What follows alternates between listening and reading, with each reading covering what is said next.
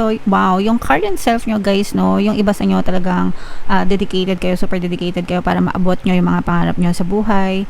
Yung iba sa inyo, guys, pwede nyo are currently living your dream life na, no? Kumbaga, kung yan na yung pangarap nyo, dati pangarap nyo lang yung buhay nyo ngayon, tapos ngayon, yan na, you are living your dream life na. Kumbaga, unti-unti nyo nang natutupad yung mga pangarap nyo, unti-unti nyo nang naabot yung tagumpay sa buhay nyo, mga kapiksi. For some of you guys, also, nararamdaman nyo rin na parang sinasagot ni universe yung mga dasal nyo.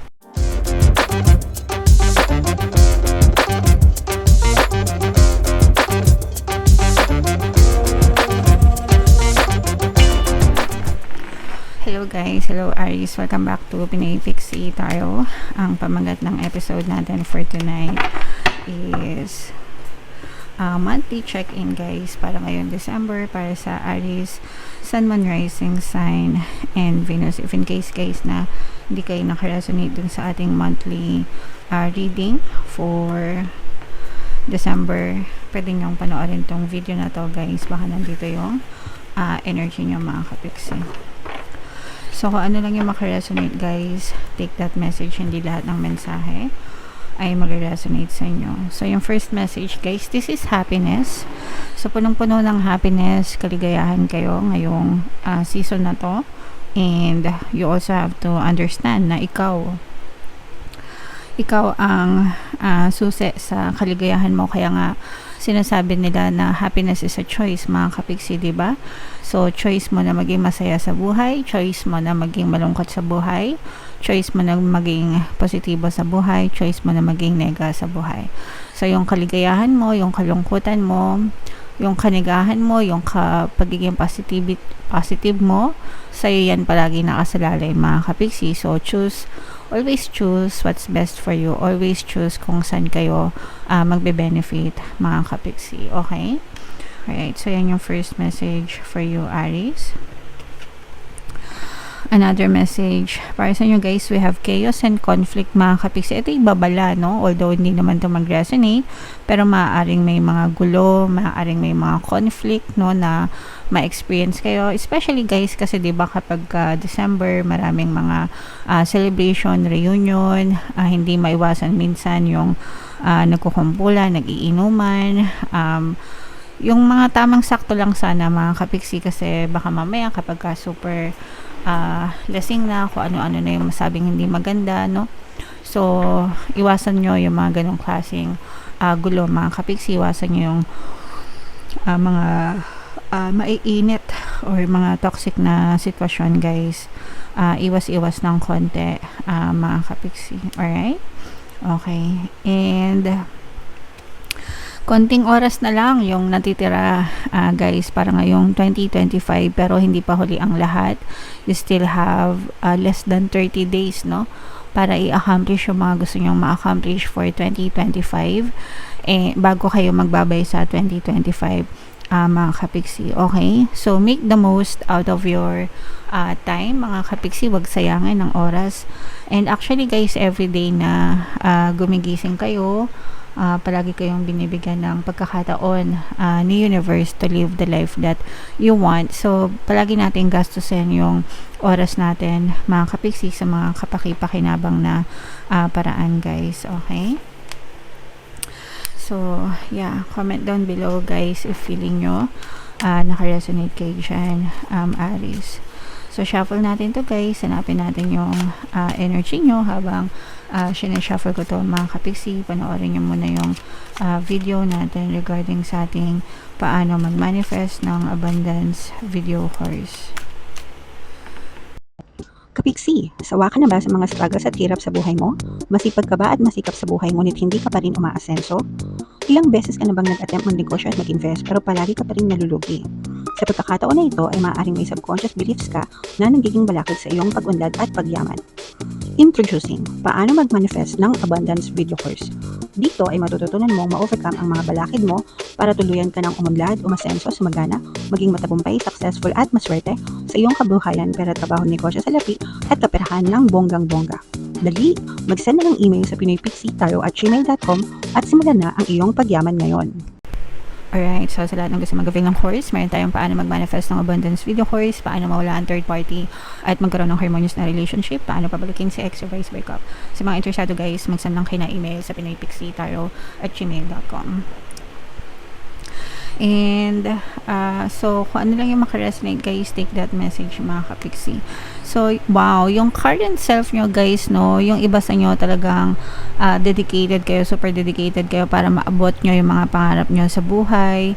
Yung iba sa nyo guys, pwede nyo are currently living your dream life na, no, kumbaga kung yan na yung pangarap nyo, dati pangarap nyo lang yung buhay nyo ngayon, tapos ngayon yan na, you are living your dream life na.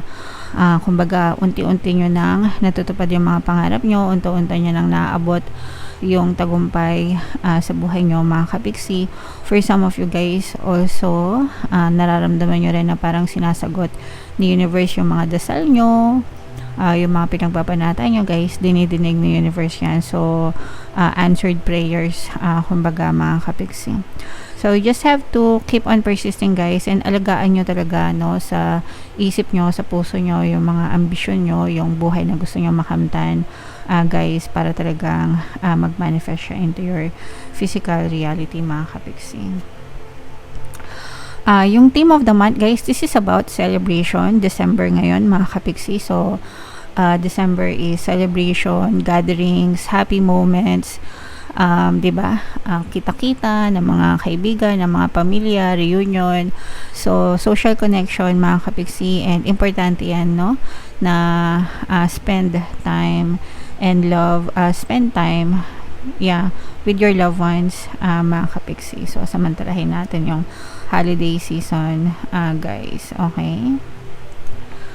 Yung key goal na gusto nyong i-pursue, this is happy family, no? Gusto nyo talaga maging masaya yung pamilya. Ito nga guys, diba sabi ko nga sa inyo, happy mga kapixie, no? So masaya kayo sa sarili nyo, and at the same time masaya din ang buong pamilya mga kapixie.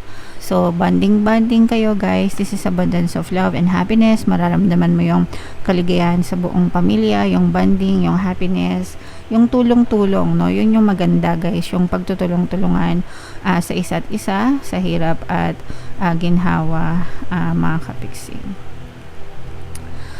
And ito naman yung mga obstacle na kailangan nyong ma-overcome. Ito guys, masyadong marami kayong gustong gawin, no? And okay lang naman yun, pero sometimes kasi kapag masyado kayong maraming ginagawa, masyadong maraming, parang hindi ba nakakapag-focus, no? Hindi masyadong napaprioritize yung ibang bagay. So, mas maganda para sa akin lang naman, no? Kung ayaw nyo, di wag. Masterin nyo muna yung isang bagay, di ba? Kapag stable na, tsaka kayo gumawa ng ibang bagay. So, kunwari, may mga negosyo kayo, may mga side hustle kayo. Minsan kasi yung iba napapabayaan yung negosyo nila, na pumunta sa ibang bagay, yung oras nila, di ba? Kasi sinusubukan nila gawin ng sabay-sabay at the same time. So, para sa akin, mas mainam na mag-focus ka muna sa isang bagay, tutukan mo, no? Give mo yung 100% mo. Kapag stable na, kapag okay na, stand alone na, tsaka mo itry yung ibang bagay. So, ganun mga kapixie. Kasi, kumbaga para imbes na maging ma-okay, minsan napapabayaan. So, yeah. And wow, so yung major accomplishment nyo naman guys is love, no? Love, relationship, mga kapixie. So for some of you guys, kung meron kayo mga partner or specific person, kung nagkakagulo kayo guys, pwedeng magkaroon kayo ng reconciliation, maging maayos yung relasyon nyo, maging ma-okay kayo sa isa't isa, mga kapixie. Kung kayo naman ay mga single guys, no? Maaaring may kumatok sa buhay nyo na bagong pag-ibig, bagong love life, mga kapixie. And yung kailangan nyong i-avoid guys, yung iwasan nyo yung tawag dito, yung bugso ng damdamin ba. Think before you click, think before you speak. Wag kayong padalos-dalos sa mga pagkilos nyo. Wag kayong padalos-dalos. So, sa lahat ng bagay, kailangan pinag-iisipan mabuti guys, no? Para hindi kayo mapahamak or iwas kapahamakan guys. And what to embrace mga kapiksi? I-embrace nyo yung kinabukasan, kung ano pa yung pwede nyo ma-achieve sa kinabukasan nyo mga kapiksi by conquering your fears, no? I-conquer nyo yung mga fear nyo, yung mga kinakatakutan nyo guys, alisin nyo, no? And face your fears, have courage guys, and matuto kayong salubungin. Kumbaga, yung mga challenge, no? Comfort zone, outside your comfort zone. Very challenging siya at first, pero kapag nilakasan mo yung loob mo and tinry mo, magiging madali din siya para sa inyo in the future guys. And where to find support mga kapiksi? Si universe mismo yung magbibigay sa inyo ng support guys, okay? The universe will definitely support you. You will have loving support from the universe mga kapiksi. So hindi kayo papabayaan ni universe, basta palagi lang kayo magdasal guys.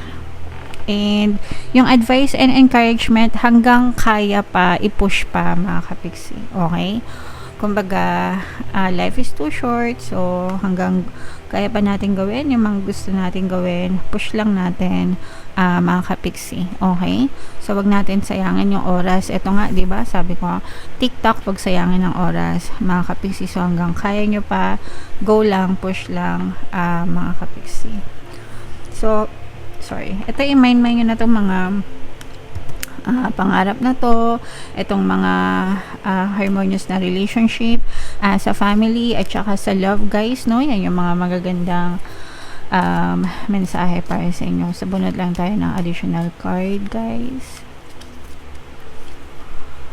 Ito, my faith has the power to turn trauma into healing, conflict into growth, and fear into love. So when we trust the universe guys, when we have faith with the universe mga kapiksi, lahat ng negative pwedeng maging positive sa buhay natin mga kapiksi. So yung trauma, pwedeng mag-heal yung mga sakit, yung mga pain of the past mga kapiksi, yung mga conflict, yung mga takot, yan maaari siyang mawala, ma-disperse and mapalitan ng mga positivity sa buhay natin, basta magtiwala lang tayo kay universe guys, okay?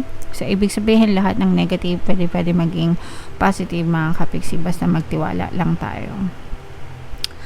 Alright, so comment down below guys if feeling nyo nakaresonate kayo dyan. Ito yung ating 2026 kapalaran guys. Ito naman yung ating success stories ng paano mag-manifest ng abundance video course. Click here to subscribe guys. Thank you for liking, sharing, and subscribing. See you next time. I love you all. Have a nice day. Bye-bye.